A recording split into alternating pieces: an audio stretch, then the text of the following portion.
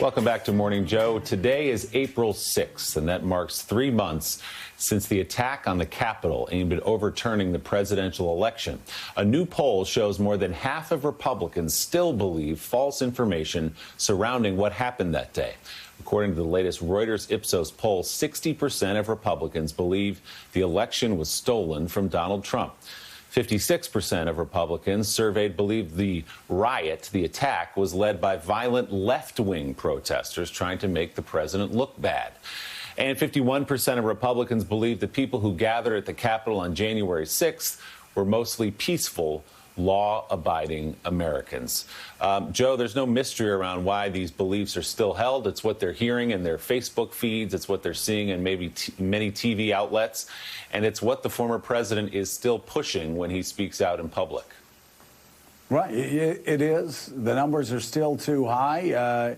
Casey Hunt, for people trying to figure out why Republicans are still voting the way they are, why they're voting against bills that 76% of Americans support. I mean, you look to a lot of these numbers and you look to where the Republican base is, it's still attached to Donald Trump. I'm wondering, though, if you're looking at those polls, Casey, and you're thinking about when those numbers were in the 70s, mid-70s, sometimes in the 80s, and I see them coming down into the more the 50s range, and suddenly you're in a position where they drop a little bit more. Suddenly some Main Street Republicans, some traditionally conservative Republicans, some traditional Reagan Republicans can start getting elected to Senate and House seats.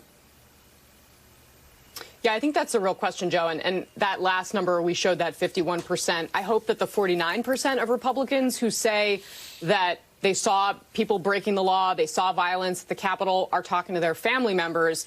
I do think that it is possible that there is something going on that we just haven't picked up yet in the wake of January 6th that could move exactly what you're talking about. And one of the things that I'm watching is there's a House race going on in Texas. It's a special election after the congressman who held that seat, unfortunately, passed away. And the Republican primary, it's a wide open field, but it's likely this is going to be a Republican seat. There's a runoff, but the candidate who just got the endorsement of the Dallas Morning News is someone who is running explicitly on a platform to restore the Republican Party. They've been endorsed by Adam Kinzinger.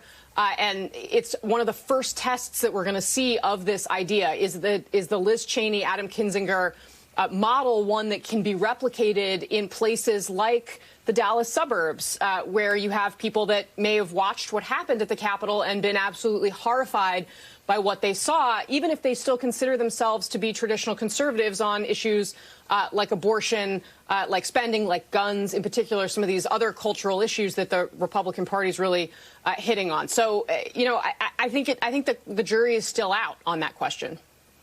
Well, and I don't remember the candidate's name, but I was struck, and we need to get a clip of that and play it for our viewers. Michael, still, I was struck that there was a candidate that was a rock-ribbed conservative, whether you're talking about spending, whether you're talking about taxes, guns, immigration. He took pretty hardcore conservative stances.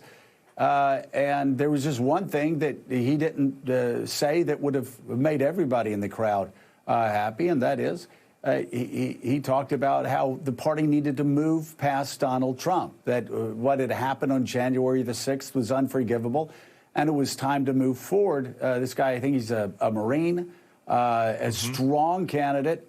That is the future. I'm just wondering, Michael, you like me, our friends, our tribe, I mean, they're Republicans. They're conservatives. Those are the people I talk to every day. I've yet to talk to one person, many of whom defended so much garbage that Donald Trump did over the past 4 years, the breaching of constitutional norms, deficit and debt spending, outrageous things that the guy did. I've yet to talk to anybody that defended what happened on January the 6th. Most are repulsed by it. And I'm wondering whether over time, as we get further away from that event, if you see a Republican Party that's moving back to more centered conservative base than where Donald Trump yanked them over the past 4 years. Yeah, that's a good question, Joe. You're talking about Michael Wood, the candidate in Texas, and there are a number of candidates like him that are beginning to emerge in a number of races. Adam Kinzinger and I have been talking about a few of them, along with some others out there, and we're trying to assess exactly where that sweet spot is for these candidates who can affirm those rock-ribbed conservative values and principles that kind of drew us, guys like you and me into the party when we were young men, and still make that declarative statement about what we are and what we aren't. And what we aren't is Trumpism and all of that. So that's one piece. But here's the reality that still confronts us. When you look at the Reuters poll, you're still seeing, I think, a way too high number of Republicans who are in la-la land on what happened on January 6th, who are still denying the facts and the science of that day, if you will. And the reality is how much damage is done to the party, so that, yes, you've got these candidates who can, turn the corner and maybe run that competitive race and win. But what are they winning and running for? And what does the party look like? And what is the messaging of that party longer term? With each of these polls, you're losing. You may focus on, oh, yeah, the number's coming down. But then look at the number of people who are just writing off the Republican Party, who are just like, I don't care at this point, that this is not someone or something I'm going to support or vote for.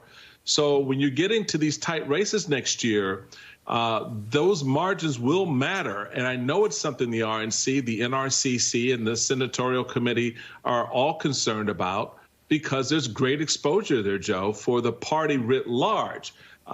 Because, yeah, the numbers may be coming down among Republicans who are now aligning themselves with the rest of America, but the rest of America are moving on past the party, and that could be a real risk. And for the moment, Republicans are sharpening their criticism against major corporations that have pushed back at new voting laws. When we come back, we'll discuss that in 1 minute on Morning.